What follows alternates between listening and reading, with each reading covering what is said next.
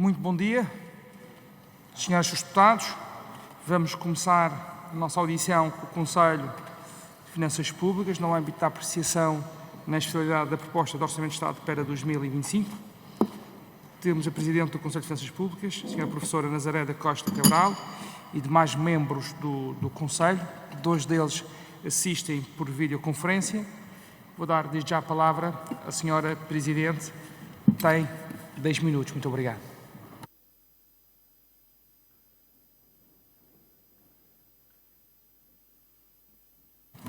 Muito obrigada, Sr. Presidente. Bom dia.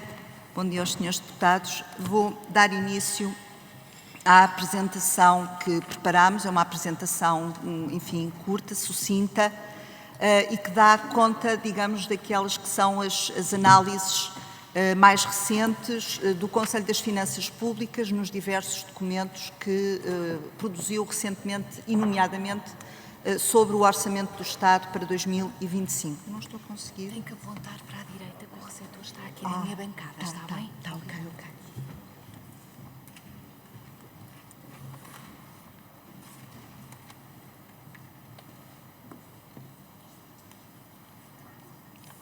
Não estou a conseguir.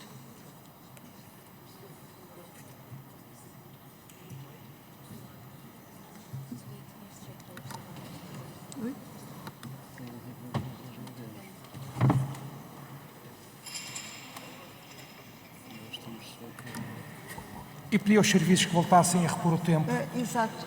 da Sra. Presidente. Bom, precisamente este é o primeiro slide.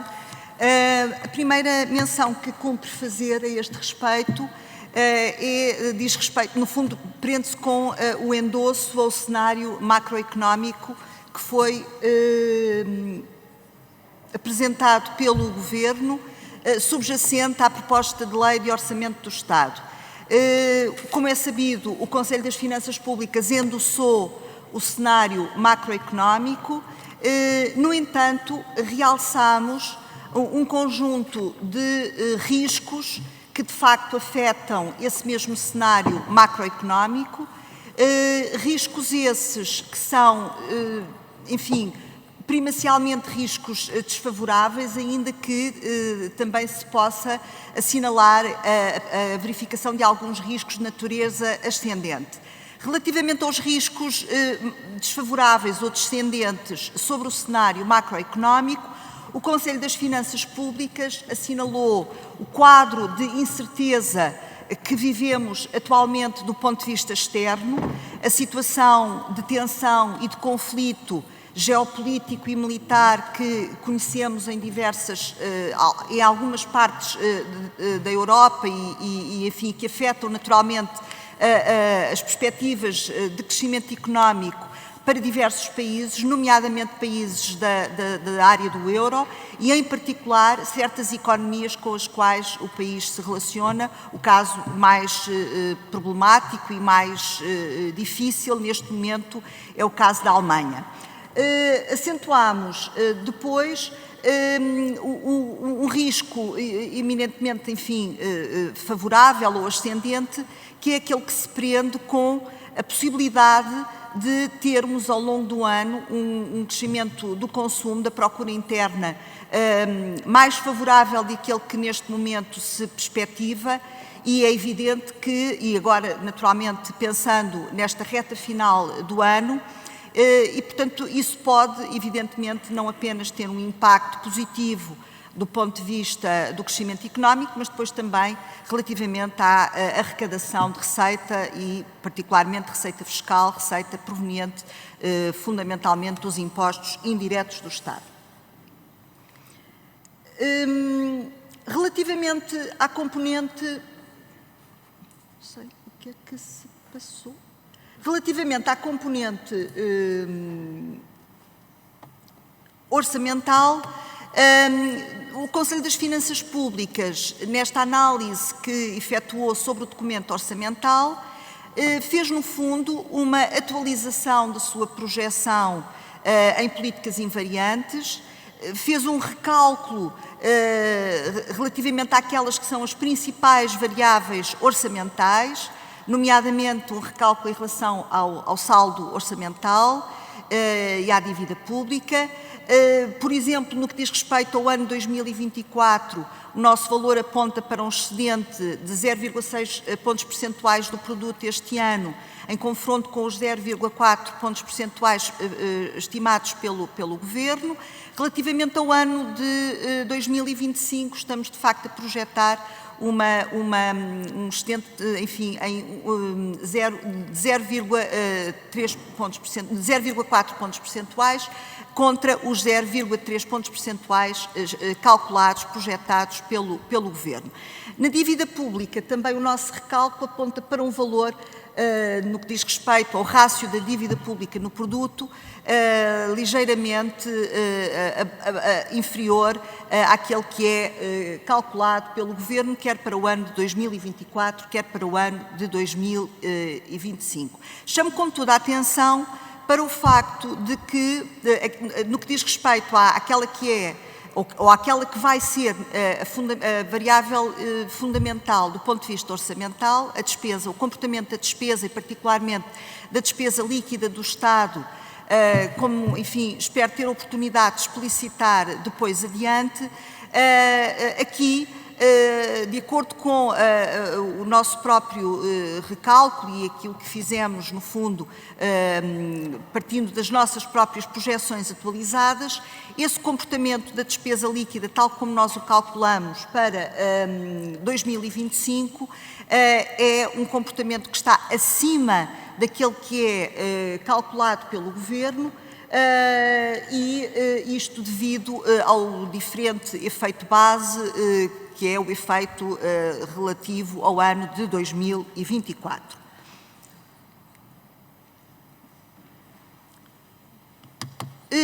Num outro documento detalhámos precisamente esta componente, na análise que fizemos ao documento que foi praticamente apresentado em simultâneo pelo Governo.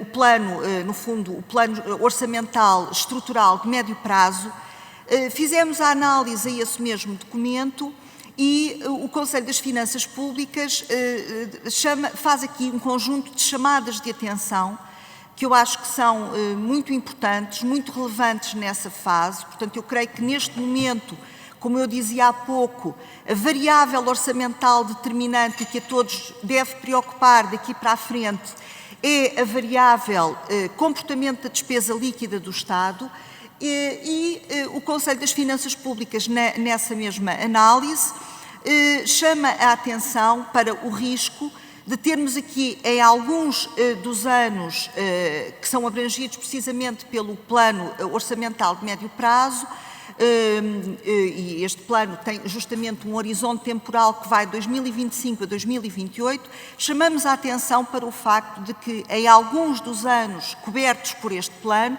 nomeadamente o ano de 2025 justamente e o ano de 2027, podermos ter aqui desvios assinaláveis, nomeadamente para lá daquela que é o limiar de referência autorizado no âmbito da conta de controlo que agora é aprovada, e esses desvios podem eventualmente, ou evidentemente que podem suscitar uma situação de incumprimento das novas regras orçamentais, da nova regra de despesa e dos novos limites de despesa traçados, que poderão implicar, por exemplo, o risco de sermos sancionados pela Comissão Europeia.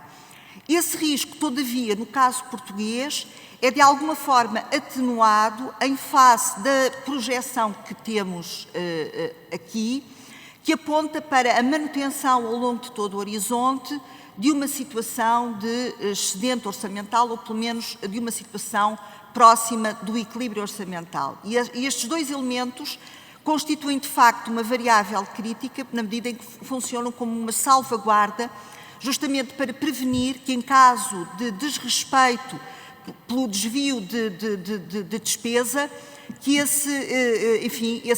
permanência desse excedente é um critério fundamental para prevenir o acionar de um procedimento por déficit excessivo no âmbito das novas regras europeias e, nomeadamente, no âmbito da vertente sancionatória do Pacto de Estabilidade e Crescimento. Um outro aspecto para o qual chamamos também a atenção é o facto de, no final do período de projeção, ou seja, no período coberto pelo Plano Orçamental de Médio Prazo, o desvio acumulado que o Conselho das Finanças Públicas calcula é de 0,4% do PIB. Ora, este desvio acumulado está precisamente ali a tocar o limite máximo de desvio acumulado, que é de 0,6 pontos percentuais do PIB, o que evidentemente condiciona de forma muito significativa a margem para podermos, de facto, lançar mão de outro tipo de despesa pública, de outro tipo de despesa que possa naturalmente concorrer para este indicador da despesa líquida do Estado, a menos que essas decisões de despesa sejam compensadas por outras medidas, sejam elas do lado da despesa, sejam elas do lado da receita e da receita discricionária do Estado. Finalmente, este é o último slide desta apresentação. O Conselho das Finanças Públicas, quer na análise que fez ao Orçamento do Estado, quer ao documento plurianual, o Plano de Médio Prazo, chama a atenção para o impacto que, após o fim da aplicação do Plano de Recuperação e Resiliência, o impacto que isso pode vir a ter precisamente em termos de comportamento do investimento público. Como sabemos, o investimento público aparece atualmente como uma necessidade crítica do Estado para fazer face à necessidade de reposição do estoque de capital, para podermos naturalmente inverter a formação, o nível negativo de formação bruta de capital fixo em termos líquidos, que tem sido de facto uma recorrência nos últimos anos. E justamente para podermos voltar a ter, de facto, novamente valores de investimento líquido positivos, é preciso permanecer com níveis de investimento público também favoráveis. Ora, e aquilo que nós verificamos é que, uma vez terminado o Programa de Recuperação e Resiliência, voltamos a ter um valor de reposição de capital que está ali praticamente no valor zero, em 0,5%, e se considerarmos, por sua vez, a componente de investimento financiada apenas por verbas nacionais, voltamos a ter uma reposição negativa do estoque de capital. Portanto, alertamos para... chamamos a atenção justamente para o desempenho do investimento público e o risco a que ele está sujeito uma vez terminada a execução do PRR. Muito obrigado, Sra. Presidente. Vamos começar agora a nossa primeira ronda.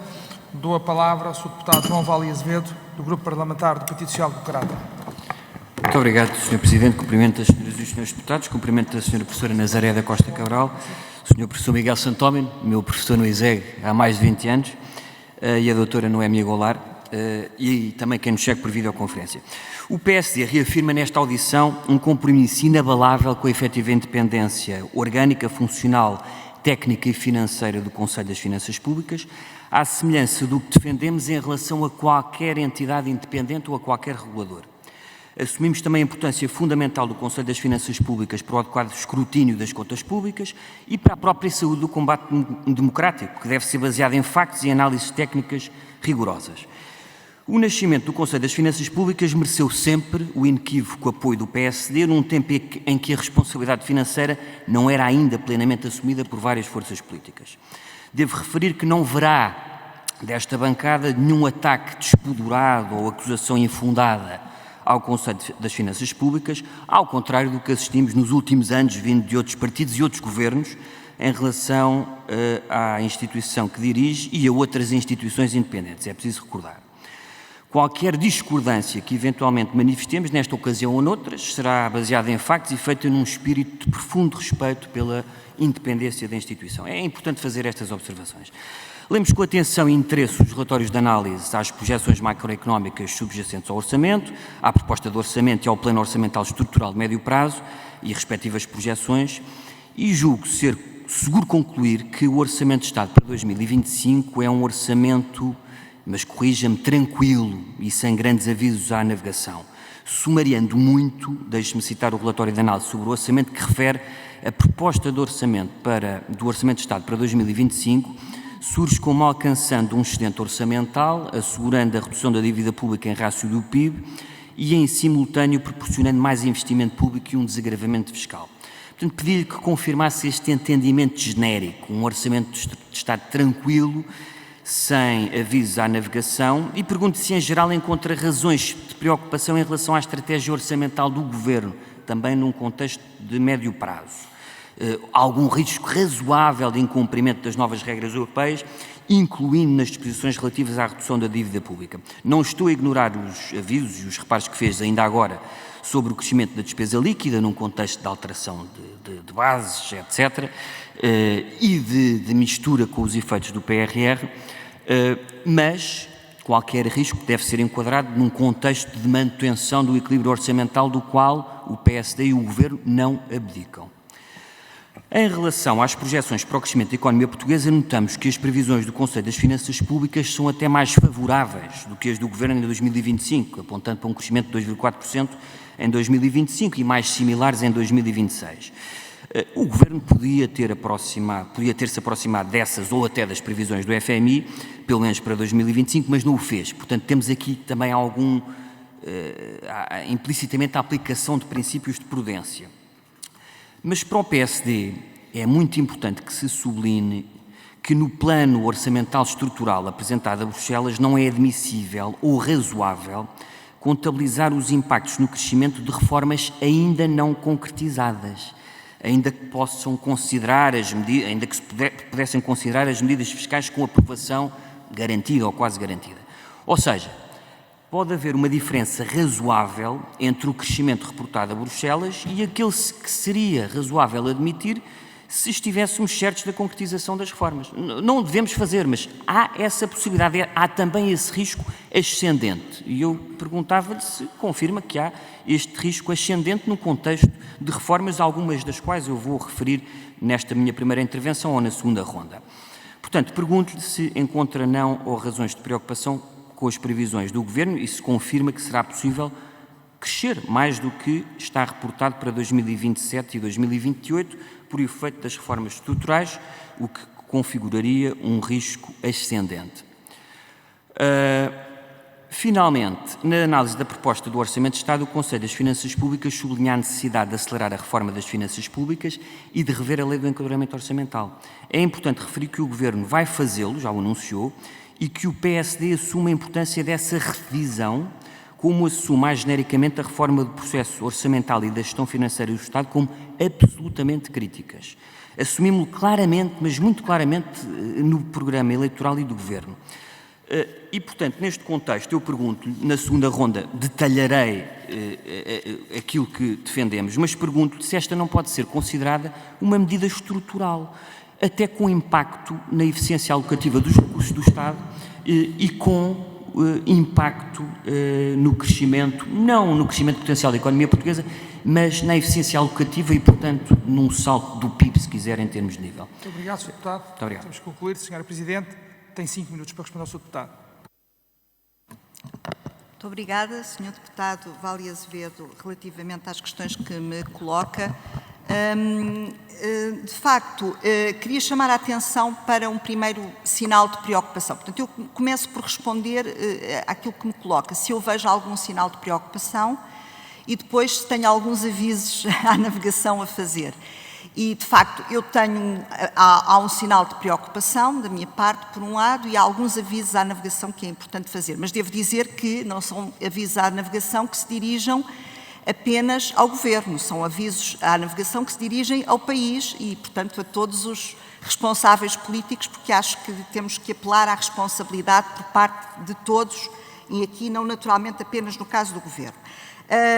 Em relação à preocupação, enfim, tenho a assinalar a preocupação com aquele que, e volto ao ponto, a minha atenção neste momento é o comportamento da despesa. Eu estou, de facto, preocupada com o comportamento da despesa.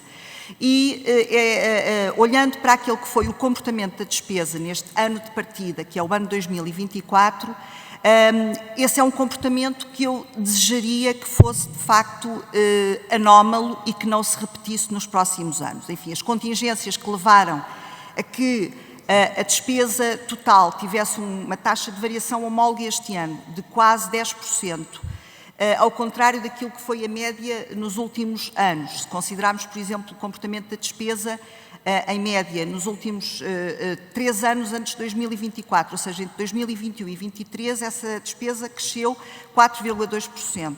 Se pensarmos naquilo que foi o comportamento da despesa corrente primária, este ano, estimando-se que ela atinja também cerca de 10%, 9,9%.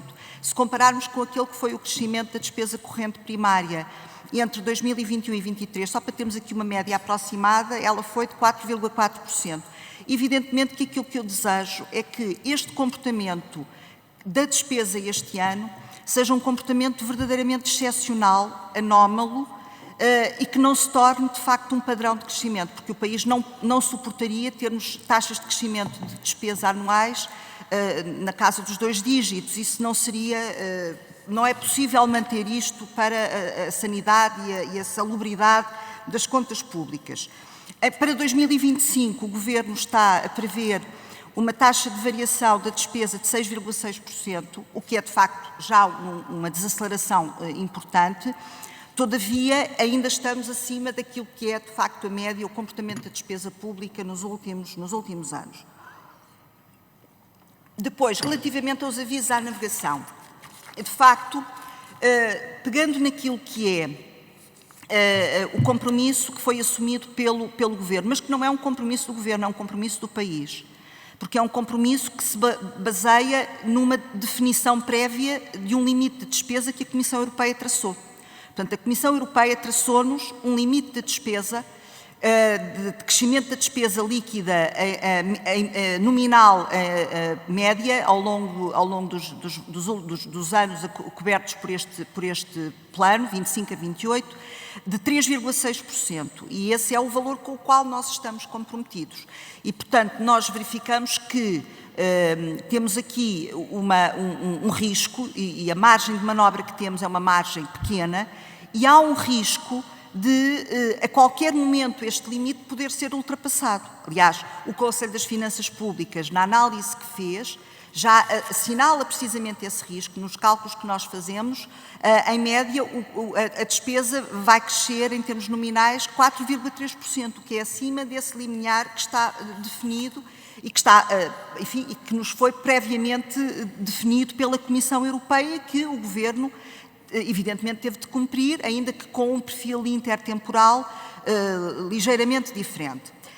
Depois, chama a atenção também para aquilo que há pouco dizia, que é os riscos de que, enfim, a nossa despesa em determinados anos, e nomeadamente começamos já no ano 2025, ultrapassa o tal limiar de referência daquilo que é o desvio aceitável de 0,3% ao ano do PIB ao ano, que é aquilo que está admitido no âmbito da conta de controle, e, portanto, nós apontamos, o Conselho das Finanças Públicas apontamos para um desvio superior a esse, e isso é um aspecto que nos deve desde já preocupar. O mesmo acontece, de resto, em 2027, e depois, uma questão que é fulcral, é que, havendo desvios anuais superiores àquilo que é o limiar de referência, há sempre o risco de podermos vir a ter acionado um procedimento por déficit excessivo.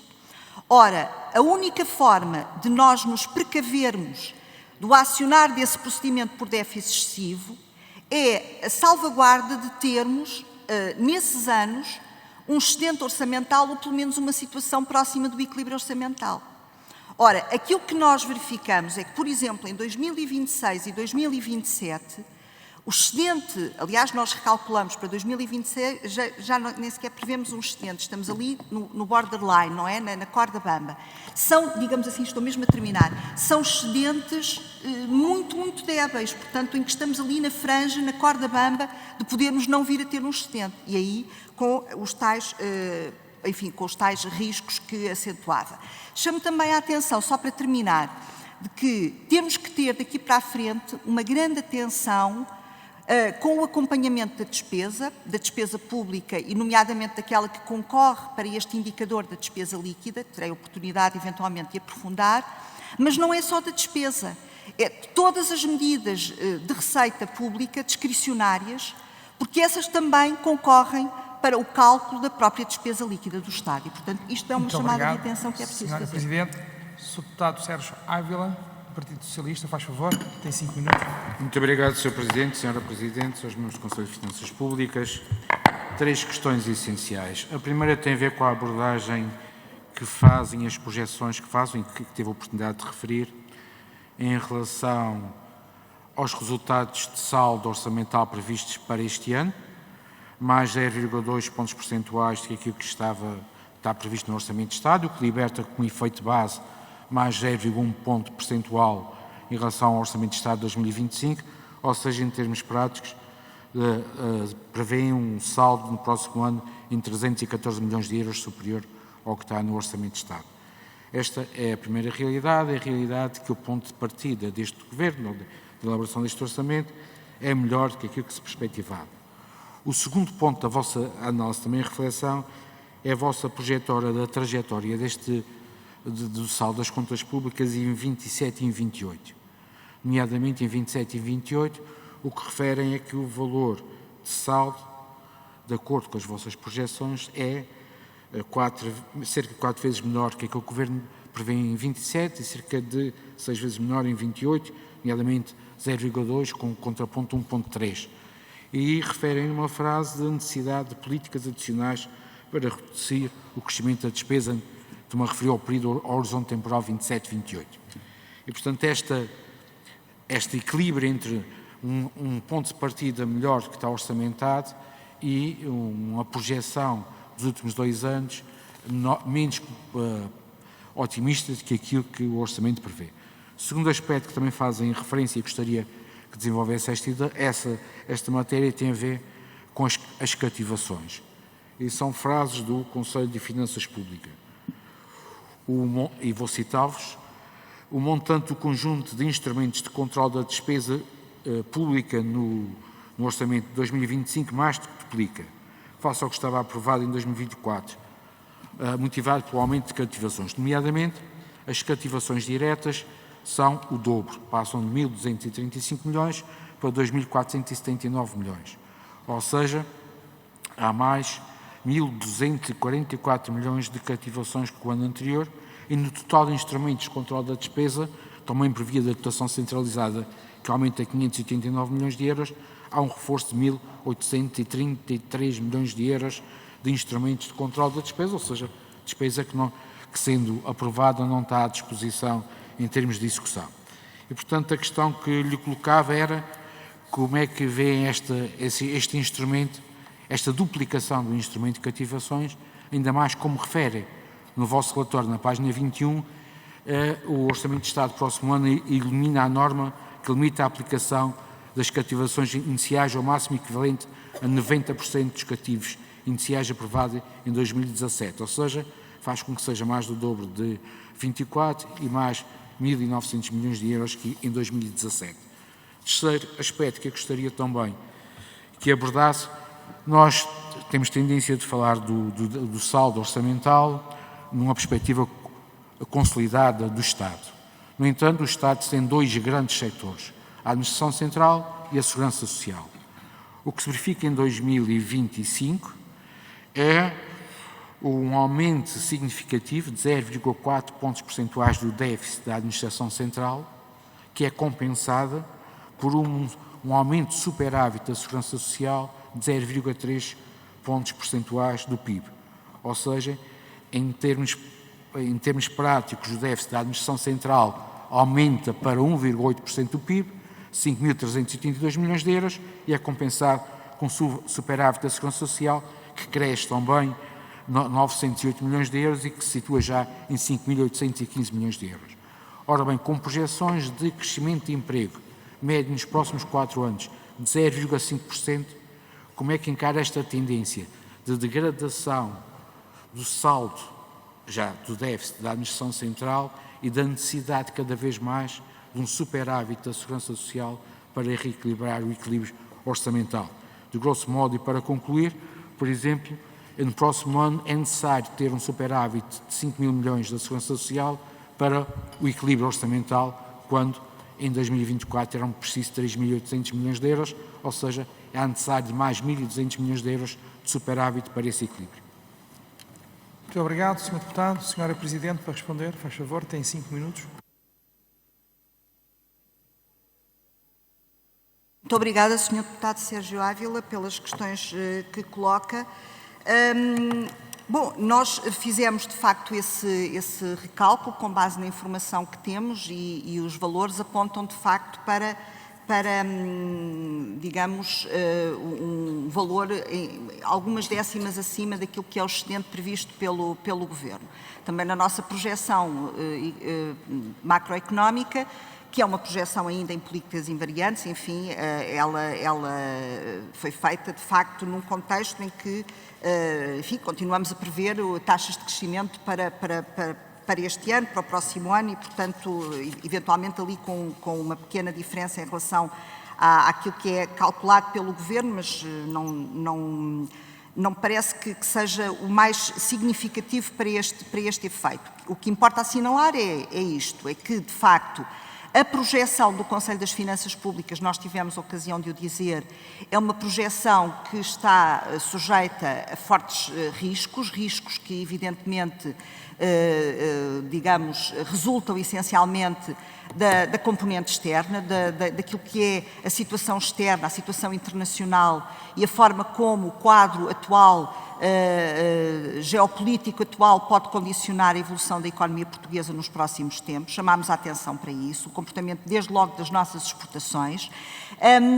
e portanto, é uma projeção que está, evidentemente, chamamos sempre a atenção para esse efeito, desse risco que subjaz às nossas mesmas projeções. Agora, relativamente à questão do excedente, eu volto ao meu ponto inicial, é que aquilo que deve ser efetivamente neste momento assinalado é a tendência que nós temos visto nos últimos tempos de crescimento da despesa pública, a manutenção de um comportamento da despesa para o próximo ano, ainda uma taxa muito significativa. O facto de o Conselho das Finanças Públicas ter assinalado o risco de não cumprimento do tal limiar de referência para o desvio da despesa líquida do Estado já em 2025. E eu chamo a atenção, quando falamos de despesa líquida, estamos a falar do quê? Estamos a falar da despesa que é a despesa primária, a despesa líquida de medidas que tenham uma natureza contracíclica, que tenham uma natureza cíclica, nomeadamente subsídios de desemprego, a componente cíclica do subsídio de desemprego.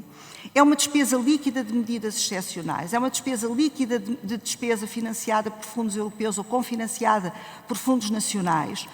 E esta despesa, é uma despesa líquida das chamadas medidas discricionárias do lado da receita. Qualquer medida que se adote, que possa ter impacto ao nível da despesa líquida do Estado, é algo que nos deve, neste momento, alertar. E, portanto, aquilo que o Conselho das Finanças Públicas fez na sua análise agora para o novo plano orçamental estrutural de médio prazo é assinalar o risco de incumprimento desta mesma meta. Afirmando o seguinte, é que mesmo medidas discricionárias do lado da receita, por exemplo, medidas que têm que ver com propostas de redução fiscal, por exemplo, podem afetar o comportamento do indicador de despesa líquida, a menos que se anunciem também medidas de compensação. E, portanto, neste momento é importante alertar, e este é o tal aviso à navegação que fazia, é importante alertar para o impacto que qualquer medida, seja do lado da despesa, seja do lado da receita, medida discricionária, possa vir a ter desse ponto de vista. Relativamente à questão das cativações, bom, o Conselho das Finanças Públicas assinalou de facto esse crescimento. Neste momento não temos aquele teto máximo que funcionava como um travão e, portanto, isso explica que haja de facto um aumento muito expressivo desse valor, daquilo que é o valor autorizado. Acho que o perfil de utilização das cativações para este ano será ligeiramente diferente daquele que tivemos nos anos anteriores, ou seja, o controlo sobre o uso das cativações ou a libertação dos fundos que estão cativos está hoje muito mais dependente de uma gestão descentralizada ao nível dos ministérios setoriais, dos ministros setoriais, e, portanto, penso que o instrumento tem hoje uma vocação provavelmente diferente. Eu acho que, já agora, se me permite, a propósito do instrumento de cativação, fazer aqui uma apreciação um bocadinho mais genérica. Um dos aspectos, e há pouco o Sr. Deputado falava desta questão da reforma da nossa lei de enquadramento orçamental e do nosso sistema orçamental. Um dos aspectos que tem que ser muito bem refletido no âmbito dessa reforma da lei de enquadramento orçamental e do sistema orçamental é como é que nós articulamos uma gestão centralizada por parte do Ministro das Finanças, que é uma gestão da despesa pública top-down, com aquilo que são os instrumentos de responsabilização e de gestão a nível daquilo que são os ministérios setoriais e como é que nós articulamos precisamente essas lógicas top-down e bottom-up de gestão financeira. Essa é uma reflexão que deve ser feita no âmbito da revisão da Lei de Enquadramento Orçamental e, portanto, o instrumento das cativações insere-se precisamente nesse contexto. Muito obrigado, Sra. Presidente. Sr. Deputado Rui Afonso, do Grupo Parlamentar do Chega, faz favor, tem 4 minutos. Muito obrigado, Sr. Presidente. Cumprimento a Sra. Presidente do Conselho de Finanças Públicas e os restantes membros. Cumprimento as Sras. e os Srs. Deputados. Sra. Presidente, o Orçamento de Estado apresentado pelo Governo para o ano 2025 reflete uma série de escolhas que, embora possam ter benefícios no curto prazo, suscitou-nos várias preocupações no que respeita à sua sustentabilidade médio e longo prazo. Em particular, gostaríamos de destacar 3 pontos principais que, a nosso ver, exigem uma análise mais cuidadosa e um debate mais aprofundado. Voltaremos ao tema do crescimento económico versus aumento da despesa pública, um tema já referido aqui pela Sra. Presidente, mas que eu gostaria de ver mais aprofundado. A nossa principal preocupação é que, ao basear-se demasiado em previsões de crescimento económico robusto, o orçamento assume um risco elevado de insuficiência de receitas, o que poderá afetar a execução orçamental ao longo do ano. Caso o crescimento económico não se materialize conforme esperado, as margens de manobra fiscal poderão ser muito limitadas, criando um cenário de desequilíbrio orçamental que prejudicaria a credibilidade do Governo e, sobretudo, a confiança dos mercados. Por outro lado, na apresentação do Boletim Económico de outubro, o Banco de Portugal alertou para o crescimento da despesa pública corrente, que está a subir como não aumentava em muitas décadas, no seguimento daquilo que a Sra. Presidente já falou, sendo que o exercício orçamental de 2024 revela crescimentos da despesa que não eram observados desde 1992. Ora, o Conselho de Finanças Públicas, apesar de apresentar algumas contas diferentes, também reconhece os riscos que este aumento da despesa representa para o saldo orçamental. A minha primeira pergunta é se, relativamente a 2025, não vos parece que as previsões do Governo são demasiado otimistas, especialmente no contexto de abrandamento da economia europeia e, segundo as palavras de Vossas Excelências, num putativo cenário em que a despesa poderá derrapar mais de 1.000 milhões de euros já em 2025. E aqui gostaria que a Sra. Presidente falasse um pouco mais sobre esta derrapagem e porque é que a mesma poderá ocorrer. Outro ponto que eu gostava de trazer para esta discussão é o potencial perigo da chamada dívida escondida, que um estudo recente do FMI aponta que ascenda a mais de 16.000 milhões de euros. Parece-nos que valores destas dimensões deturpam a narrativa das contas certas que tanto este Governo como o Governo anterior gostam de alimentar. Gostaria de saber a vossa perspectiva sobre este assunto, até porque se a dívida pública é maior do que parece, então também os esforços orçamentais atuais poderão ser mais curtos do que o necessário.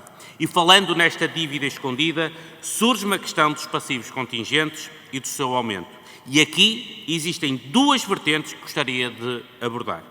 Por um lado, conforme referem Vossas Excelências, podem acrescer responsabilidades geradas na par pública, nomeadamente nas que venham a decorrer da INAPA, da privatização da EFASEC, do risco de não conclusão em 2024 do processo de venda da participação do Hospital da Cruz Vermelha detido pela Santa Casa Misericórdia de Lisboa, entre outros. Por outro lado, e tendo em conta que o Governo, em conluio com o Partido Socialista, decidiu acabar com a necessidade do visto prévio do Tribunal de Contas nas candidaturas do PRR, retirando assim um importante mecanismo prudencial de legalidade, parece-me que também daqui poderão decorrer mais riscos para os chamados passivos contingentes. Como sabemos que grande parte dos fundos vão ser absorvidos pelo setor público, cada vez que sejam detectadas desconformidades por parte do Tribunal de Contas em fase em que os projetos já estejam em andamento, terá de ser o Estado a arcar com as despesas inerentes. Desta forma, gostava de ouvir a opinião do Conselho de Finanças Públicas sobre esta matéria. E, por último, gostaria de lhe colocar a seguinte questão de uma forma muito sintética. O Governo prevê que a execução financeira do PRR para 2025 seja de 7.800 milhões de euros. Caso o Governo falhe esta meta, qual poderá ser o impacto no investimento público e, por consequência, nas projeções de crescimento do PIB? Muito obrigado. Muito obrigado, Sr. Deputado. Sra. Presidente, para responder, faz favor. Obrigada, Sr. Deputado, pelas questões que coloca. Bom, de facto, aquilo que nós assinalamos para 2025 é esse risco de termos uma taxa de crescimento, no que diz respeito à despesa líquida, como eu há pouco mencionava, uma taxa de crescimento da despesa líquida de 6,3%, o que está claramente acima dos 5% que foram assumidos pelo Governo para o próximo ano. Depois, em relação ao ano 2027, que é o outro ano em relação ao qual já assinalamos, de facto, esta preocupação, a taxa que projetamos de crescimento é 2,7%, o que compara com 1,2% do plano. É claro que estamos a falar de uma análise em políticas invariantes, evidentemente que fizemos uma atualização à nossa projeção com base nas medidas que são as medidas do Orçamento do Estado, considerámos a revisão estatística que também foi, entretanto, feita às contas nacionais, mas evidentemente que é uma projeção em políticas invariantes e está muito dependente daquilo que é o comportamento e as decisões de política que venham a ser tomadas. Apenas a minha chamada de atenção é esta. Qualquer decisão de despesa pública e qualquer decisão sobre qualquer medida discricionária de receita pública, nomeadamente receita fiscal, ela pode ter um impacto sobre o comportamento da despesa líquida do Estado, que é agora o principal indicador, a principal variável orçamental com a qual temos de contar. Depois, relativamente à questão dos passivos contingentes, evidentemente o Conselho das Finanças Públicas faz uma análise sobre o impacto que, enfim, responsabilidades que podem materializar-se ou não, podem vir a ter, portanto, para as contas públicas. Já agora, e o caso, enfim, as situações que menciona das vendas dessas empresas, evidentemente que são situações que nos suscitam, enfim, que merecem ser sinalizadas. Em todo o caso, também temos aqui, e ainda relacionando com esta questão do comportamento da despesa pública, uma preocupação que o Conselho das Finanças Públicas também assinala é de que é importante verificar se toda a despesa que neste momento está assumida no plano orçamental de médio prazo pelo Governo, nomeadamente para os últimos anos de projeção, 2027-2028, se toda a despesa que já está assumida pelo Estado se já está devidamente contabilizada. Ocorre justamente o caso das parcerias público-privadas, das novas parcerias público-privadas. Portanto, como é sabido, neste momento o país está em processo de celebração de novas PPPs. Durante muito tempo isso não sucedeu, por razões que são conhecidas. Neste momento, por exemplo, ao nível da alta velocidade, já foram tomadas decisões políticas pelo Conselho de Ministros, resoluções do Conselho de Ministros nesta matéria, em que o Estado se compromete a avançar, de facto, com a alta velocidade. Portanto, a questão que se põe é saber se aquilo que são já exigências de empreitada de obra pública investimento público e até alguns consumos intermédios e que envolvem, portanto, já despesa significativa, se esses valores estão já contabilizados no cálculo da despesa que o Governo apresentou no âmbito do seu plano orçamental de médio prazo. Isto porquê? Porque aquilo que nós vemos, por exemplo, no relatório do Orçamento do Estado relativamente ao comportamento das parcerias público-privadas, é ainda um comportamento descendente dos encargos associados a essas parcerias público-privadas, seja no âmbito da rodovia, seja no âmbito da ferrovia. Da ferrovia, enfim, ela está já em fase de término, não é? Agora, a questão é que nós, se temos já no âmbito das novas parcerias público-privadas, novos encargos assumidos, encargos que diretamente vão ter uma expressão orçamental, é muito importante que saber se esses encargos já estão contabilizados no cálculo da nossa despesa, porque, como eu há pouco dizia, a margem fixada é reduzida e, portanto, é importante saber se está tudo. Portanto, a minha chamada de atenção é esta. É crucial neste momento que o valor efetivo e o impacto orçamental efetivo das novas PPPs que estão a ser contratualizadas, que esse impacto seja devidamente contabilizado para que saibamos, efetivamente, se no limite de despesa que foi assumido ele está incorporado ou não. Muito obrigado, Sra. Presidente. Sr. Deputado Bernardo Blanco, tem 3 minutos, faz favor. Muito obrigado, Sr. Presidente. Cumprimento todos os demais. Tinha 4 perguntas, vou tentar ser rápido e não repetir também aquilo que já foi falado. Relativamente à carga fiscal, sabemos que nos últimos anos, normalmente a execução fica sempre acima daquilo que está planeado no orçamento. E por isso eu gostava de lhe perguntar se há este risco, até porque, olhando aqui para o próprio destaque que o Conselho de Finanças Públicas faz, de algum modo, parece haver aqui um cenário um pouco, se calhar, mais conservador na cobrança por parte do Ministério das Finanças e eu gostaria de saber se há esse risco, até porque, olhando para os últimos anos, eu diria que tal, infelizmente, aconteceu sempre.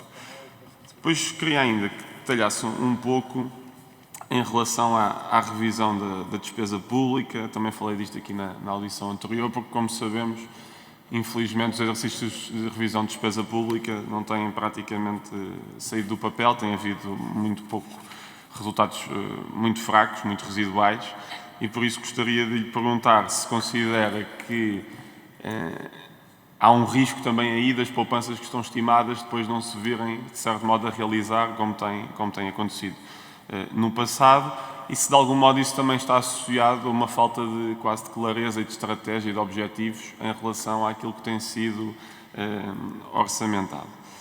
Depois também perguntar aqui de um ponto de vista mais quase de curiosidade. Eu achei muito interessante que fazem uma referência aqui ao novo banco, que eu ainda nem tinha visto em muitos sítios. Aliás, acho que só tinha mesmo visto esta notícia que também está aqui citada. E passo a explicar, diz: cabe ainda referir que, na proposta de orçamento, não se contemplam apoios financeiros adicionais ao novo banco, para além dos 3.405 milhões pagos até à presente data ao abrigo do mecanismo de capitalização contingente. Uma recente notícia dá conta que estará a ser negociado um acordo para o fim antecipado do mecanismo de capitalização contingente, celebrado com o novo banco, desconhecendo-se a solução final garantirá que não ocorrerão novos pagamentos, ou, em sentido contrário, um eventual recebimento de dividendos. Este é um risco que, efetivamente, acho que nem aqui no Parlamento ainda se tinha falado, e por isso também perguntar-lhe se tem alguns novos detalhes sobre isso. E depois um último ponto sobre o despesa. Como sabemos, o Estado tem hoje um recorde de funcionários públicos, são 750 mil funcionários públicos, um aumento de 100 mil funcionários públicos nos últimos 9 anos. Isso também tem impactos significativos ao nível da despesa, que, como temos visto, não tende a diminuir, pelo contrário, esse número só tem aumentado nos últimos anos, e por isso gostaria de perguntar, até tendo em conta os riscos de algum deslize de despesa que pode acontecer e que pode vir a acontecer na prática, mas que, em termos de regras, não deveria acontecer. Vou terminar, Sr. Presidente. Como é que vê a reintrodução, mais uma vez, pelo menos no papel, da regra de 1 por 1. Muito obrigado. Muito obrigado, Sr. Deputado. Sra. Presidente, para responder, faz favor. Muito obrigada, Sr. Deputado, pelas questões que coloca. Bom, relativamente à carga fiscal, enfim, este ano a carga fiscal pode ficar sempre dependente de 2 ou 3 fatores, não é? Ou da tomada de medidas de política discricionárias, no sentido que contribuem ou para elevar a carga fiscal ou para reduzi-la, ou então por fatores que têm que ver essencialmente com o comportamento da economia. Também já agora da própria máquina fiscal, da eficiência da máquina fiscal. No que diz respeito ao comportamento da economia, acontece por vezes que o crescimento da própria receita fiscal fica acima do próprio, não acompanha linearmente o crescimento da própria economia. Às vezes isso tem muito que ver com uma elasticidade, digamos, da coleta de impostos em relação à base de incidência, que acaba por ter um desempenho superior àquele que é o próprio comportamento da economia. Não sabemos como vai ser o desempenho, evidentemente, no próximo ano. Não queria entrar na questão, digamos, política, do debate político, de saber se é desejável mais medidas que contribuam, medidas discricionárias de política que contribuam, digamos, para a redução da carga fiscal, mas, enfim, temos que acompanhar e temos que ver, efetivamente, depois, se no final do ano vamos ter uma efetiva redução da carga fiscal. Já no que diz respeito à questão que coloca em relação à revisão da despesa, é uma questão muito importante e para nós também temos chamado subejamente atenção para ela, num contexto em que a malha em relação à despesa se vai apertar, não tenhamos dúvidas, e o controle da despesa pública vai se apertar. Isto é um aspecto que eu penso que todos têm que estar cientes das imposições que nós neste momento temos pela frente. E num contexto em que a malha em relação à despesa pública vai ter que apertar, como eu disse há pouco, tendo nós projetando um desvio acumulado que está ali já nas franjas do limite de referência para desvios acumulados no final do ano, não temos muita margem de manobra, a menos que, das duas uma, lancemos mão de medidas de compensação, seja do lado da despesa, seja do lado da receita, que permitam, digamos, compensar eventuais outras medidas que levem ao aumento da despesa líquida do Estado, ou então fazermos, de facto, um exercício efetivo e consequência de revisão da despesa que permita poupanças no Estado. Portanto, eu penso que esse agora é, de facto, um grande desafio que o Governo tem entre mãos, de facto, de avançarmos claramente para um modelo de revisão da despesa que seja consequente nos seus termos, que cubra toda a administração pública e que permita, de facto, identificar aquelas despesas que são menos prioritárias, que são menos eficazes na sua concretização e, portanto, para que essas sejam descontinuadas. E é isso que efetivamente significa um verdadeiro exercício de revisão da despesa. Muito obrigado, Sr. Presidente. Temos que concluir. Sim, sim. Senhora Deputada Paula Santos, Partido Comunista Português, faz favor, tem 3 minutos. Muito obrigado, Sr. Presidente. Queria cumprimentar também a todos. Eu gostaria aqui de colocar 2 questões, mas antes não podemos deixar de fazer uma observação quando avaliamos e apreciamos a proposta do Orçamento do Estado para 2025, assim como o Plano Orçamental Estrutural Nacional de Médio Prazo, e que tem a ver com um conjunto de imposições, que é exatamente isso, imposições, por parte das instituições da União Europeia e que significam, neste caso, mais um passo na perda de soberania orçamental, porque aos anteriores critérios que já eram impostos do limite da dívida, do déficit, da inflação, junta-se agora um novo critério para condicionar também as opções de política orçamental no nosso país e que se prende com a despesa pública, com tudo o que isso representa também de ataque, não só aos serviços públicos, públicos, aos direitos, aos salários dos trabalhadores da administração pública, porque estamos a falar, de facto, de um conjunto de serviços e de áreas que são essenciais, que correspondem a direitos que estão consagrados na nossa Constituição e que, naturalmente, devem ser assegurados, e nós consideramos que devem ser assegurados, naturalmente, pelo Estado, pelo serviço público, e cujos também direitos dos trabalhadores devem ser reforçados, inclusivamente, nos seus salários.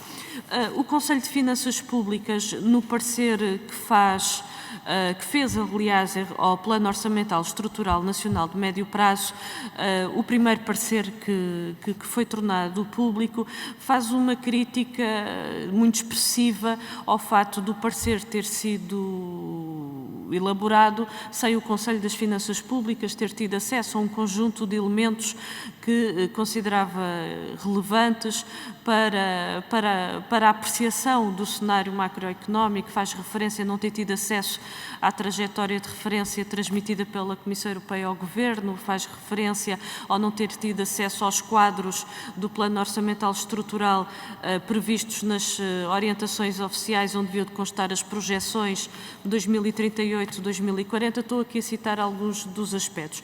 A questão que eu gostaria de suscitar é se, de facto, considerando todas estas questões, se a credibilidade daquilo que é apresentado por parte do Governo não está, de certa forma, ferido e colocado em causa, considerando que há um conjunto de elementos que devem naturalmente ser disponibilizados. Aliás, somos muito críticos, de facto, ao fato das instituições europeias terem informação antes do que nós, em Portugal, termos essa informação, incluindo aqui na Assembleia da República. A segunda questão, já o meu tempo está a terminar, prende-se com o investimento público. Eu vou ser muito rápida, que se prende com o seguinte. O investimento executado, olhando para 2024, tendo em conta o que foi orçamentado e aquilo que foi executado com os dados de agosto deste ano, aquilo que verificamos é uma execução muito aquém daquilo que estava previsto. Aliás, aspecto que tem acontecido em anos anteriores. E aquilo que temos identificado, vou mesmo terminar, Sr. Presidente, é que o investimento público tem sido sucessivamente usado como variável de ajustamento. E este ano está outra vez a acontecer isso, ou seja, se o investimento público fosse executado, este excedente que é anunciado não o seria. E, portanto, era este aspecto que eu também gostaria de ouvir o Conselho de Finanças Públicas. Muito obrigado, Sra. Deputada. Sra. Presidente, para responder, faz favor. Muito obrigada, Sra. Deputada. De facto, as novas regras orçamentais trazem novas restrições orçamentais para os próximos anos, portanto, são regras restritivas, exigentes, não tínhamos dúvidas.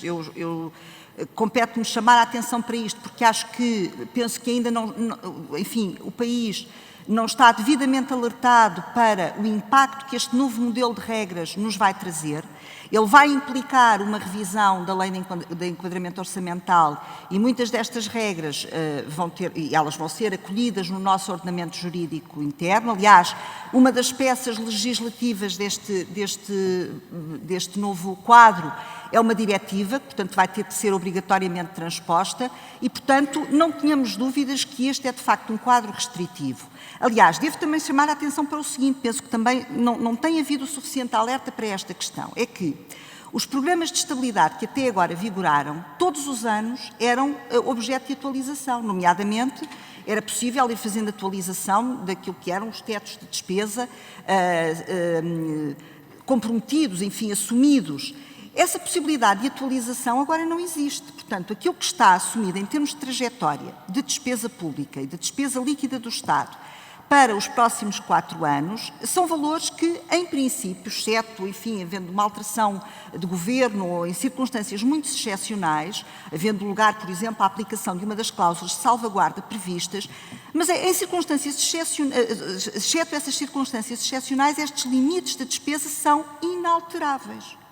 Eles estão assumidos e são inalteráveis e não vão ser revistos. Agora, relativamente à questão que assinala de saber se isto é um ataque à soberania de Portugal ou não. Bom, Porquê é que nós temos esta trajetória de referência? Porquê é que a Comissão Europeia nos define uma trajetória de referência que condiciona a adoção deste plano orçamental de médio prazo? Porque Portugal continua a ter uma dívida pública excessiva, superior a 90% do PIB.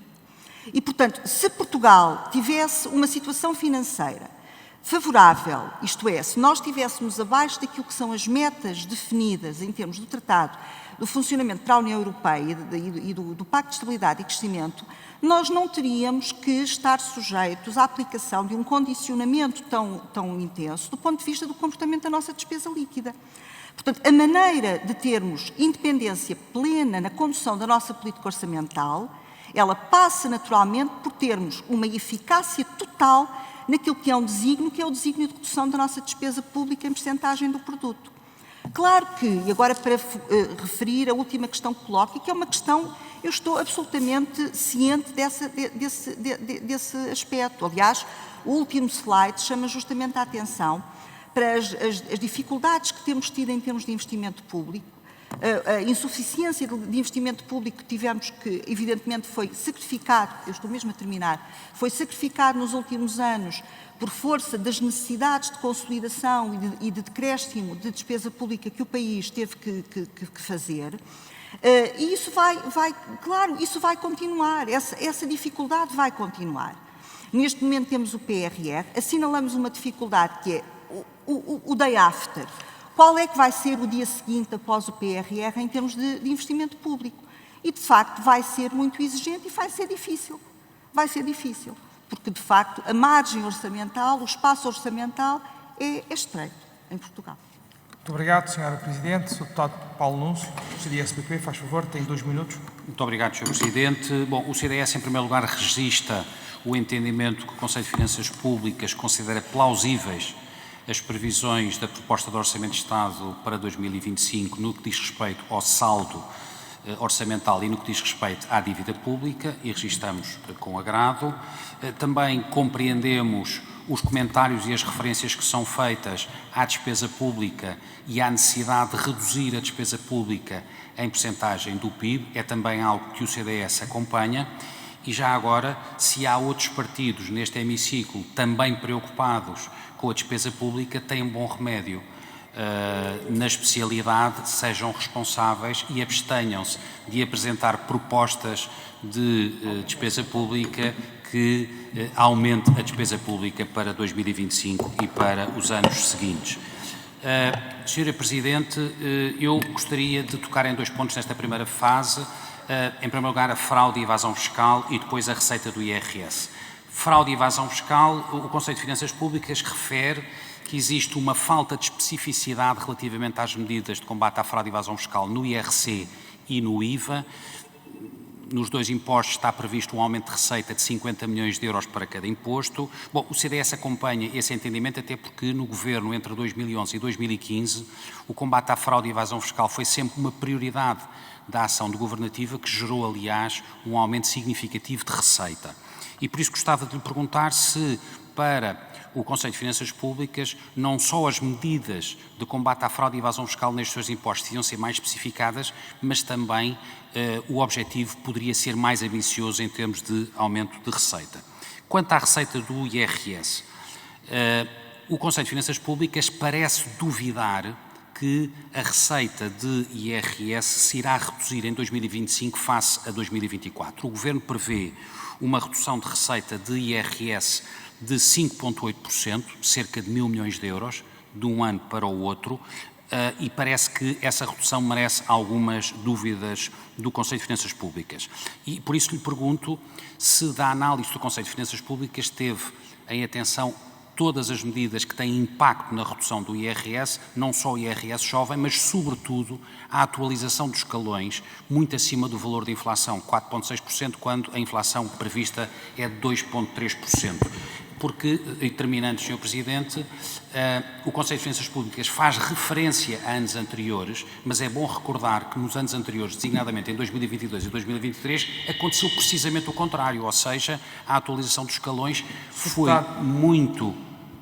peço desculpa, a atualização dos escalões ou não aconteceu ou ficou muito aquém da inflação. Muito obrigado. Muito obrigado, Sr. Presidente. Sr. Presidente, tem 2 minutos. Para responder ao Sr. Deputado. Muito obrigada, Sr. Deputado Paulo Núncio, pelas questões que coloca. Relativamente, enfim, às medidas de combate à fraude e evasão fiscal, evidentemente partilhamos das preocupações que foram suscitadas. Relativamente à receita do IRS, nós consideramos no nosso exercício de análise, todas as medidas que estão já assumidas e que estão já comprometidas em relação ao IRS. Portanto, apenas não são consideradas as medidas que ainda não estão efetivamente concretizadas. Agora, todas as demais, evidentemente que são concretizadas e estão estimadas, calculadas no nosso modelo. Portanto, não tenho muito mais a dizer. Evidentemente pode haver alguma diferença, mas não duvidamos. Enfim, não tome isso como duvidar daquilo que é a projeção do Governo, são aquilo que é o resultado dos nossos cálculos, da definição das nossas elasticidades e, portanto, o comportamento que estamos a... Pois, é evidente que consideramos, mas a dinâmica também de... Repare, nós temos um conjunto de hipóteses técnicas, que são hipóteses relativas à evolução das remunerações, à evolução de outro tipo, daquilo que são as bases de incidência do próprio IRS. E é com base nessas hipóteses que também acabamos por fazer os nossos próprios cálculos. É isso. Muito obrigado, Sra. Presidente. Concluímos a primeira ronda. Vamos iniciar a segunda ronda, 2 minutos por cada um dos senhores deputados e depois a Sra. Presidente tem o tempo do somatório das intervenções dos senhores deputados. Para uma primeira intervenção de 2 minutos, tem a palavra o Sr. Deputado João Valia Azevedo. Faz favor. Muito obrigado, Sr. Presidente. Sr. Presidente, eu há pouco fiz-lhe uma questão sobre potenciais riscos em alta para o crescimento por implementação de reformas estruturais. E se reconhece que podem existir estes riscos em alta e que seria pouco aceitável o Governo reportar a Bruxelas a contabilização destes efeitos no crescimento. E depois especifiquei uma reforma muito concreta que o PSD defende por convicção e não por imposição europeia em relação às finanças públicas. Portanto, nós assumimos a importância da revisão da reforma das finanças públicas e da lei de enquadramento orçamental. Contamos naturalmente com os contributos importantes do Conselho de Finanças Públicas e linhas genéricas que passam por imprimir uma muito maior transparência ao processo orçamental, evitando cavaleiros orçamentais. Eu sou deputado pela primeira vez e estou a assistir em direto ao processo na especialidade. É uma coisa grotesca, é inacreditável, centenas de milhares de propostas avulsas, com impacto orçamental, sem avaliação de impacto, sem debate, sem escrutínio. É necessária uma revisão deste processo. Queremos aumentar a flexibilidade gestionária dos organismos e entidades operativas. Isto são também escolas, serviços, hospitais. Entendemos que a política abusiva de cativações centralizadas, indiscriminadas, é a negação destes princípios de flexibilidade gestionária dos organismos. Somos favoráveis a uma efetiva orçamentação por programas, algo já aprofundado neste Orçamento de Estado. Defendemos a necessidade de fazer revisões profundas da despesa pública. Somos favoráveis a uma crescente orçamentação plurianual, tornando sucessivos orçamentos o reflexo previsível de reformas que são implementadas a cada momento. E teria mais algumas coisas a dizer, mas pergunto-lhe se estes vetores genéricos de revisão da Lei de Enquadramento Orçamental e do processo orçamental lhe suscitam uma apreciação genericamente positiva e se considera que podemos considerar alterações deste tipo como indutoras de crescimento no nível, enfim, de crescimento via uma alteração do nível, via eficiência alocativa, não necessariamente no crescimento de médio prazo. Tem que concluir. E concluo. Portanto, é esta pergunta sobre o crescimento de impactos e, em particular, a reforma do processo orçamental. Muito obrigado. Deputado Sérgio Ávila, do Partido Socialista, faz favor. Muito obrigado, Sr. Presidente. Eu começo apenas por um ligeiro comentário aqui à intervenção que me antecedeu, que até nem parecia que o PSD, no orçamento do ano passado, apresentou mais de 200 propostas de alteração ao orçamento. Portanto, quem o via, se calhar não esqueceu-se desse pequeno e grande pormenor. Bem, mas não é tirando esta questão, esta relembrança, apenas queria relembrar uma questão que coloquei e que não respondeu, que tem a ver com dentro do setor Estado, a evolução dos subsectores. Por um lado, o déficit da administração central cresce 0,4% do PIB, mais 1.282 milhões, que é quase compensado o crescimento do superávit da Segurança Social, mais 908 milhões, mais 0,3% do PIB, e que este ano, só para efeitos de reforçar a importância da Segurança Social e a degradação da trajetória da Administração Central, lembrar que para atingirmos o equilíbrio orçamental, este ano é necessário mais 1.200 milhões de euros de superávit da Segurança Social que o ano passado, ou seja, é necessário que a Segurança Social atinja 5 mil milhões de euros. Como vê esta evolução e estas trajetórias que se invertem? Obrigado, Sr. Deputado. Sr. Deputado Pedro Correia do Chega, faz favor. Muito obrigado, Sr. Presidente, Srs. Deputados, Srs. Membros do Conselho de Finanças Públicas.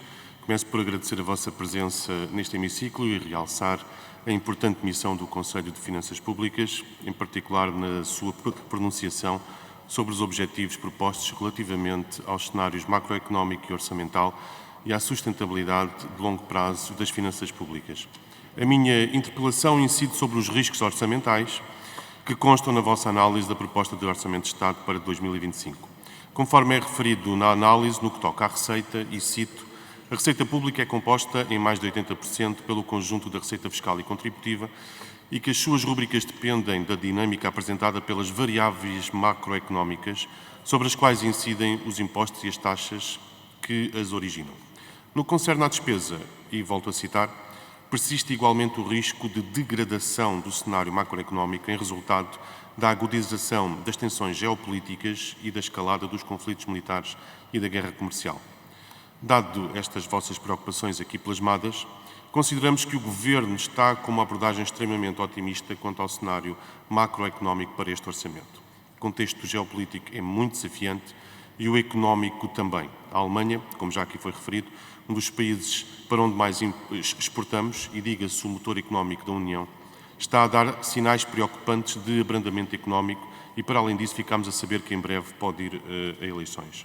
Assim sendo, questiono, qual a vossa visão mais detalhada sobre o cenário macroeconómico e as suas implicações para este Orçamento de Estado, nomeadamente sobre a trajetória do saldo orçamental face ao previsto na proposta de Orçamento de Estado deste Governo?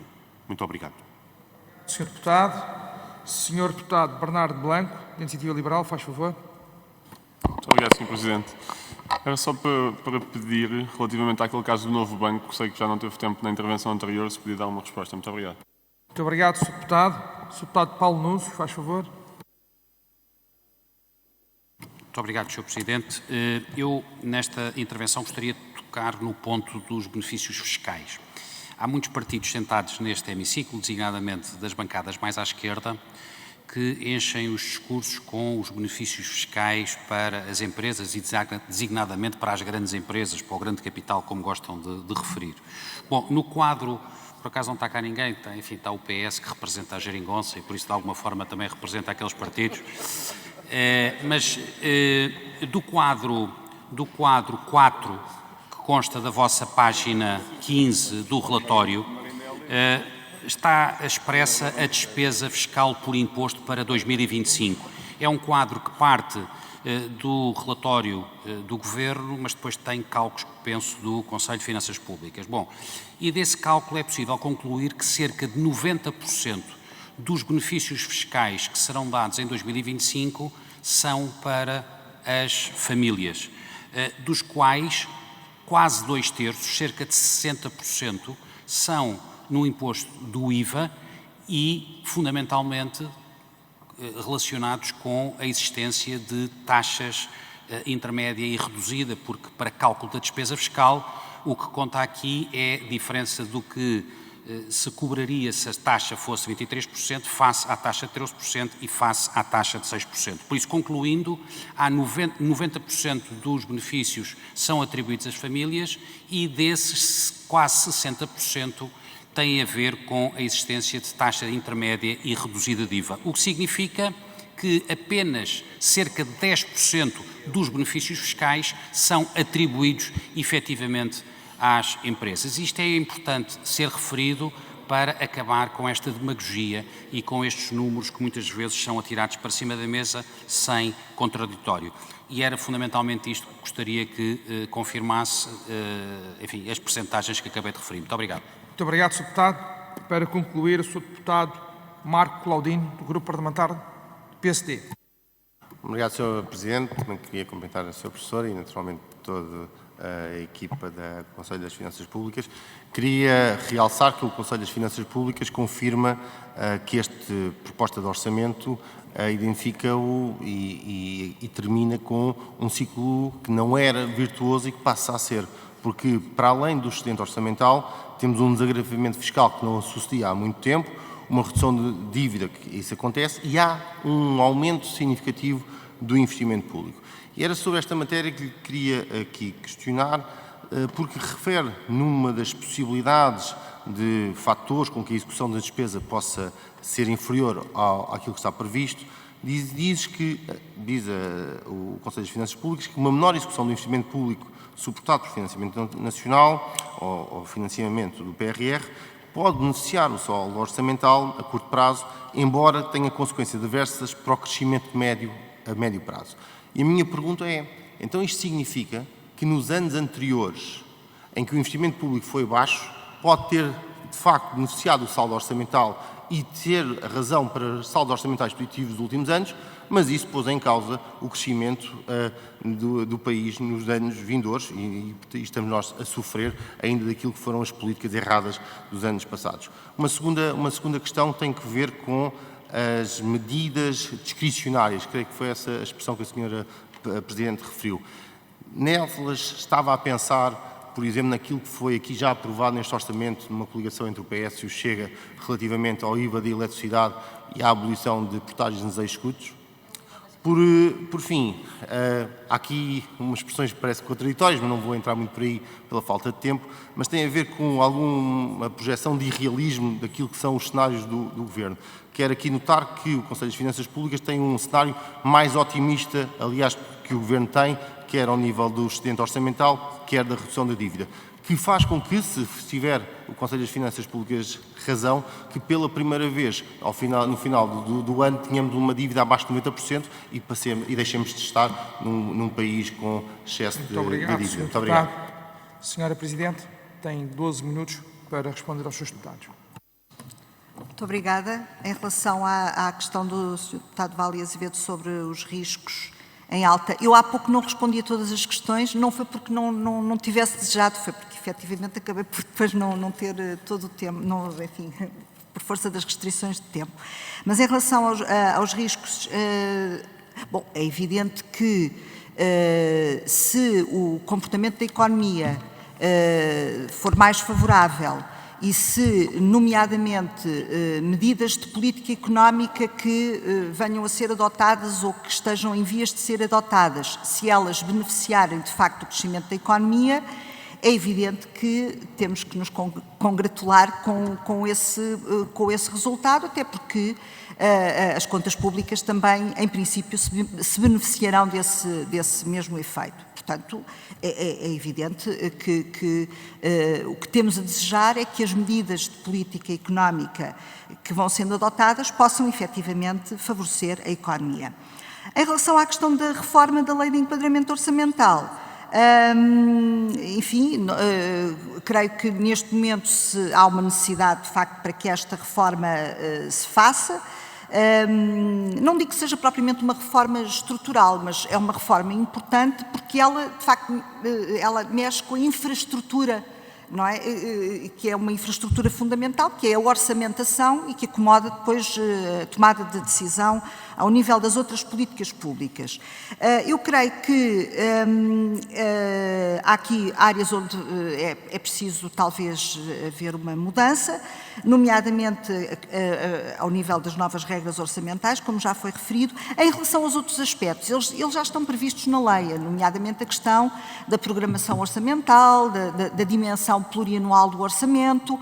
Agora, há uma exigência acrescida, que de facto, tendo em vista a transposição da referida diretiva, vamos ter que criar, de facto, um verdadeiro quadro plurianual de despesa pública, que vai condicionar, de facto, os agregados de despesa, digamos, ao nível mais agregado, passa a redundância. Enfim, outros aspectos que têm que ver com a programação orçamental são cruciais, de facto. Notamos, de facto, que houve alguns avanços neste orçamento, com a concretização de um conjunto de programas orçamentais, nomeadamente numa ótica de desempenho, e isso naturalmente é salutar. É desejável que essa dimensão seja aprofundada e, portanto, sim, parece-me que este é o momento para algumas das dimensões da Lei de Enquadramento Orçamental serem revistas, e algumas têm mesmo que o ser, não é? Relativamente à questão que foi colocada pelo Sr. Deputado Sérgio Ávila, também peço desculpa, não foi por má vontade não ter respondido. Bom, de facto, o orçamento da Segurança Social é um orçamento que é um orçamento muito cíclico, não é? Ele está muito dependente do ciclo, quer do lado da cobrança de receita, quer do lado da despesa, se pensarmos sobretudo na despesa com prestações imediatas e particularmente com o subsídio de desemprego. E depois ele acomoda ali um acervo muito importante de despesa, que são as pensões, essa sim com uma formação mais a longo prazo e, portanto, e com uma dimensão mais estrutural. É evidente que nos últimos anos temos notado um crescimento, enfim, extraordinário, eu diria, da receita contributiva, e isso tem alimentado e explicado em boa medida o excedente orçamental nos últimos anos. À medida que o crescimento económico desacelera, é de esperar também uma desaceleração na própria cobrança da receita contributiva, embora isso não se esteja, enfim, propriamente a notar por hora. Mas essa é uma vicissitude, é uma contingência do orçamento da Segurança Social, não é? Agora, um outro aspecto que menciona, o orçamento da Administração Central. O orçamento da Administração Central, pelo seu lado, acomoda aquilo que é a vertente da despesa estrutural, mais estrutural do Estado, aquilo que são as opções de despesa estrutural. E, portanto, quando há, evidentemente, medidas de política que contribuem, nomeadamente do lado da despesa pública, que contribuem para aumentar essa despesa, isso naturalmente acarreta uma deterioração do saldo da Administração Central e, portanto, é também uma vicissitude. Portanto, aquilo que o Conselho das Finanças Públicas tem vindo a chamar a atenção mesmo fora desta preocupação que eu tenho vindo a notar nesta apresentação, que é preciso olhar sempre para a despesa estrutural, para a despesa que tem uma natureza permanente, porque ela, de facto, condiciona a capacidade de tomada de decisão ao nível de outras franjas de despesa pública, e nomeadamente de investimento público, e, portanto, essa dimensão mais estrutural é preciso que esteja controlada para que outras decisões de política se possam ir fazendo. Portanto, é esta, no fundo, a mensagem que tenho a deixar. Relativamente à questão do novo banco, primeiro a questão... relativamente à questão que foi colocada pelo Sr. Deputado do Chega, a visão que nós temos, de facto, já assinalámos, é uma visão de cautela, evidentemente que não estamos por hora a prever nenhuma situação de recessão económica, mas é evidente que a situação é instável, é uma situação preocupante, eu devo dizer, eu pessoalmente estou preocupada porque, de facto, aquilo que vem, enfim, do exterior não são notícias muito animadoras e o caso da Alemanha é particular, não é? De facto, a Alemanha está a sofrer um choque económico muito profundo, está num processo de adaptação àquilo que é a nova revolução tecnológica, a revolução da inteligência artificial e do próprio desafio da descarbonização da sua economia.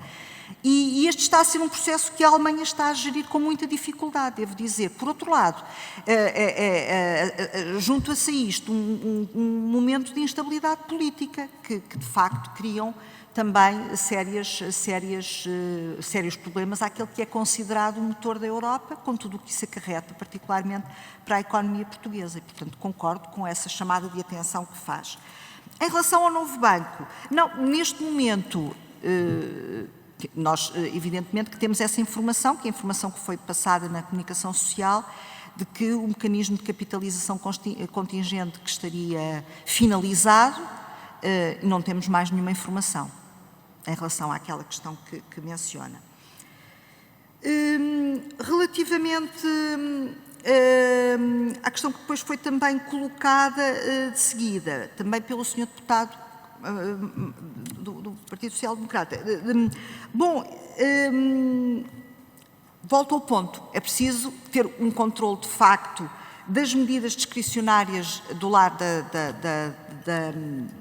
enfim, desde logo o controle da despesa pública, das medidas discricionárias do lado da receita e, portanto, é evidente que, sem me querer pronunciar em particular sobre esta ou aquela medida de desagravamento neste ou naquele imposto em particular, essas medidas são medidas discricionárias do lado da receita pública. E, sendo medidas discricionárias estas e outras que venham a ser adotadas no futuro, ou que venham a ser propostas no futuro, evidentemente que, a menos que haja uma compensação, elas têm um impacto sobre o indicador da despesa líquida do Estado. Pronto, é isto que eu posso dizer, sem me querer naturalmente pronunciar, e, portanto, nomeadamente outros efeitos económicos ou de segunda ordem que possam estar associados a essas mesmas medidas. Não sei se há mais alguma questão, se respondi a todas as questões que foram suscitadas. Relativamente aos benefícios fiscais, peço desculpa por não ter... Bom, eu, independentemente de me querer, de facto, entrar nessa questão, nesse debate político, nós próprios estamos a fazer algum trabalho de identificação, aliás, contamos tê-lo publicado em breve, sobre uma análise mais fina, mais cirúrgica, setorial, por empresas, por setores. Portanto, estamos de facto a fazer um pouco essa análise, no fundo procurando saber onde é que se faz sentir mais o impacto dos benefícios fiscais. Depois, evidentemente, que há benefícios fiscais que são virtuosos e outros que não têm a mesma eficácia. É preciso, eu creio, olhar para este tema, é preciso fazer um estudo. Há um grupo de trabalho, segundo a informação que também temos neste momento constituído e que está encarregue de fazer esse tipo de avaliação. E, portanto, eu creio que, aliás, o Conselho das Finanças Públicas tem chamado a atenção que é isto. Tem que se fazer uma reavaliação dos benefícios fiscais para calcular aqueles que têm eficácia e aqueles que não têm e nesse sentido, tentar otimizar aqui um pouco também aquilo que é a coleta de receita fiscal. Sr. Presidente, só se me permite... Não, era só uma interpelação à mesa, só porque a questão não foi respondida diretamente. É saber, de facto, relativamente ao quadro 4 que é apresentado no relatório do Conselho de Finanças Públicas, se pode confirmar que o peso dos benefícios fiscais diretamente atribuídos às empresas em sede IRC corresponde apenas a 11% do total dos benefícios fiscais atribuídos. Muito obrigado, Sr. Deputado. Sr. Presidente, quer responder? Em sede IRC, sim, embora, de facto, também é preciso ver que há outro tipo de benefícios fiscais que são concedidos às empresas no âmbito de outros impostos e também, nomeadamente, no âmbito do IVA. Sr. Deputado, faz favor. Tem aqui feito. Sr. Presidente, pretendendo naturalmente responder, porque ainda tem tempo, e só recordar-lhe a questão que lhe fiz relativamente aos saldos orçamentais que foram positivos no ano passado, nos anos anteriores, mas que porventura terão sido também resultado de um menor investimento público, que é essa a reflexão, ou essa a conclusão que eu retiro da frase que o Conselho das Finanças Públicas escreveu este ano, que há um aumento do investimento público e que se não ocorrer, se não for executado esse investimento público na plenitude, poderá melhorar o saldo orçamental, mas prejudica o crescimento. E, portanto, se nos anos anteriores a falta de investimento público pode ter melhorado o saldo orçamental, mas pôs em causa o crescimento económico. Muito obrigado. Sr. Deputado, Sr. Presidente, quer responder? O Conselho das Finanças Públicas teve a oportunidade, de facto, de mencionar que, no âmbito da estratégia de consolidação orçamental que foi sendo seguida, houve áreas que, de facto, foram sacrificadas. Isso é inequívoco. E há dimensões de investimento público em áreas que nós, em nosso entendimento, são cruciais. Por exemplo, a área da saúde é, sem dúvida, talvez a mais relevante, em que houve um sacrifício dessas mesmas áreas. Por outro lado, sabemos que o investimento público, quando é um investimento, eu não estou a dizer todo e qualquer investimento público, também não conseguimos calcular que investimento público é que seria feito se tivesse sido feito, não vale a pena.